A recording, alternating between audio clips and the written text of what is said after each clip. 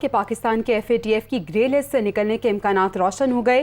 पाकिस्तान ने FATF के तमाम अहदाफ हासिल कर लिए हैं। वज़ीर मुमलिकत बराए खारजा हिना रुबानी खर ने कहा है कि 18 जून को ब्रीफिंग में सूरत हाल वाज़ेह की जाएगी।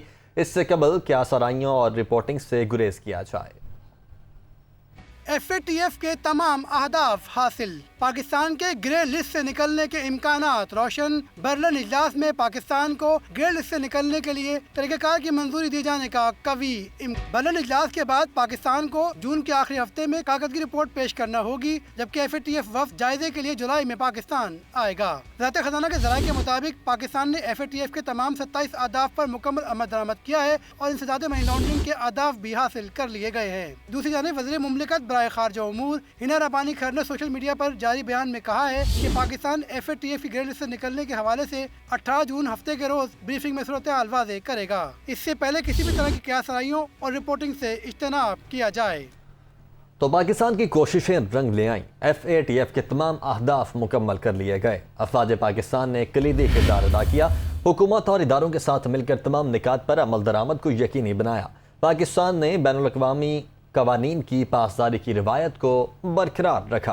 पाकिस्तान ने तमाम निकात पर अमल दरामद करके एक जिम्मेदार रियासत का सबूत दिया, जबकि भारत ने पाकिस्तान को हर हाल में ब्लैक लिस्ट करवाने की कोशिश की और पाक फौज ने भारतीय साजिश को भी नाकाम बनाया।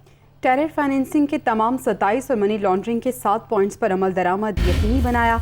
दोनों एक्शन प्लान्स 34 नुकात पर मुश्तमिल थे। एंटी मनी लॉन्ड्रिंग और काउंटर टेररिस्ट फाइनेंसिंग पर मबनी इस एक्शन प्लान को किया पाकिस्तान को ग्रे लिस्ट से वाइट लिस्ट की तरफ गामजन किया। आर्मी चीफ के अहकामात पर 2019 में GHQ में DGMO की सरबराही में स्पेशल सेल कायम किया गया। इसके साथ साथ GHQ सेल ने जब इस काम की जिम्मेदारी संभाली तो उस वक्त सिर्फ 5 नुकात पर पेशरफ थी। सेल ने 30 से ज़ायद महकमों, वजारतों और एजेंसीज के दरमियान कोऑर्डिनेशन मैकेनिज्म बनाया। GHQ में कायम सेल ने दिन रात काम करके मनी लॉन्ड्रिंग, टेरर फाइनेंसिंग पर मौसर लाहे अमल तरतीब दिया। पाकिस्तान ने एक्शन प्लान FATF की 2023 की टाइमलाइन से पहले इसे मुकम्मल कर लिया है। FATF टीमें सितंबर 2022 तक पाकिस्तान में एंटी मनी लॉन्ड्रिंग और काउंटर टेररिस्ट फाइनेंसिंग सिस्टम्स की पायदारी और नाकाबिले वापसी को चेक करने के लिए जल्द ही ऑन साइट विजिट करेंगी, जिसके बाद 22 अक्टूबर तक वाइट लिस्टिंग की राह हमवार होगी। पाकिस्तान में मनी लॉन्ड्रिंग के 800 से ज़ायद केसेस रिपोर्ट हुए, जिनकी गुज़िश्ता 13 महीनों के दौरान तहकीकात मुकम्मल कर ली गईं। PTI रहनुमा शहबाज गिल ने कहा है कि नून लीग की हुकूमत में पाकिस्तान ग्रे लिस्ट में गया। इमरान खान के दौर में इस मामले पर काम किया गया। उम्मीद है एहसन इकबाल क्रेडिट लेने की कोशिश नहीं करेंगे। खुफिया मुरासले के मामले पर DG ISPR की कमीशन बनाने की हिमायत खुशाइंद है। तवक्को है हुकूमत 24 घंटे में कमीशन बना देगी। गए इसमें क्यों थे ये पहले याद होना चाहिए। ग्रे लिस्ट में ये जब इन्होंने मनी लॉन्ड्रिंग की थी बहुत ज़्यादा पाकिस्तान से, जिसमें सरकर्दा टब्बरों में शरीफ टब्बर था और मकसूद चपड़ासी और वो सारा, तो जब बाहर की दुनिया ने देखा कि यहाँ से तो अरबों रुपए की मनी लॉन्ड्रिंग हो सकती है, इसलिए पाकिस्तान को FATF की ग्रे लिस्ट में इनकी हुकूमत के दौरान डाला गया, जिसकी कीमत हर पाकिस्तानी ने अदा की। लेकिन हमें बताया जाता था एडमिनिस्ट्रेटर। फिर वाकई एक अच्छा एडमिनिस्ट्रेटर आया इस कौम के पास जिसका नाम इमरान खान था। उन्होंने एक टीम लगाई, हमाद अजहर साहब को उसकी जो लीड दी। 3 साल की मेहनत के बाद FATF जो है ये आज एक अच्छी खबर ला रहा है और इसका सेहरा जो है वो हर पाकिस्तानी पे जाता है और उसके साथ इमरान खान पे जाता है। जो उम्मीद है कि अरस्तु, एहसन इकबाल इसका भी क्रेडिट लेने की कोशिश नहीं करेंगे। DG ISPR ने कमीशन बनाने की हमायत कर दी है, तो अब कमीशन, हमें उम्मीद है कि यह हुकूमत एक जुडिशल कमीशन जो सुप्रीम कोर्ट के अंडर आज़ादाना बनाने का अगले 24 घंटे में ऐलान कर देगी। तो अब तो कोई बात रह नहीं गई। इन्होंने खुद भी कहा कि हाँ मुदाखलत हुई, आर्म्ड फोर्सेस भी कह रही हैं कि मुदाखलत हुई। तो अब सवाल ये है कि एक तो मुदाखलत रोकनी किसने थी, अब कमीशन ये फाइंड आउट करे। कमीशन ये भी फाइंड आउट करे कि जब ये साजिश हुई और उसके बाद मुदाखलत हुई तो इसमें कौन कौन शरीक था। साबिक विफाकी वजीर और PTI सिंध के सदर अली जैदी का कहना है कि पाकिस्तान के ग्रे लिस्ट से निकलने पर इमरान खान के मशकूर हैं। NA 240 ज़िमनी इलेक्शन में PTI ने बाइकआउट किया, इसलिए लोग घरों से नहीं निकले। सिंध के बलदियाती इंतखाबात में भरपूर हिस्सा लेंगे। वो कराची में प्रेस कॉन्फ्रेंस कर रहे थे। इंशाल्लाह पाकिस्तान को ग्रे लिस्ट से हटा के वाइट लिस्ट पर डाल दिया जाएगा। तो एक दफ़ा फिर शुक्रिया इमरान खान, डाला इन्होंने था और निकाला हमने। अब देखते हैं कि ये कितने दिन बैठते हैं और अल्लाह करे दोबारा ना डाल दें। तहरीक इंसाफ हैदराबाद में भी और कराची में भी कराची सबसे बड़ी, सबसे ज़्यादा कैंडिडेट्स वाली सबसे बड़ी पार्टी इलेक्शन कंटेस्ट करने जाएगी इंशाल्लाह। एक तो ये क्लैरिटी हो गई पूरे मुल्क में कि अगर तहरीक इंसाफ ने अपना कैंडिडेट खड़ा नहीं किया, इस मुल्क में इलेक्शन का कोई फ़ायदा नहीं है। तो पता चल गया कि जमात ऐसी फेडरेशन की बड़ी तहरीक इंसाफ है। दूसरा, कराची की अवाम ने यह भी बता दिया कि ये इलेक्शन रिजेक्टेड ही इलेक्शन है, क्योंकि 8% पे क्या इलेक्शन होता है। सिंध के वज़ीर इत्तलात शर्जील मेमन ने कहा है कि पीटीआई के नासमझ लोगों को सिफारती आदाब का पता ही नहीं। FATF पर बाकायदा ऐलान नहीं हुआ, ये लोग सुब से क्रेडिट लेने की कोशिश कर रहे हैं। सूबाई वज़ीर इत्तलात सिंध ने कहा कि इनकी हिमाकतों की वजह से दोस्त ममालिक पाकिस्तान से नाराज़ हुए।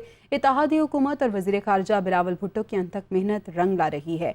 अगर ग्रे लिस्ट से निकलने का ऐलान किया जाता है तो इसका पूरा क्रेडिट बिलावल भुट्टो जरदारी को जाता है।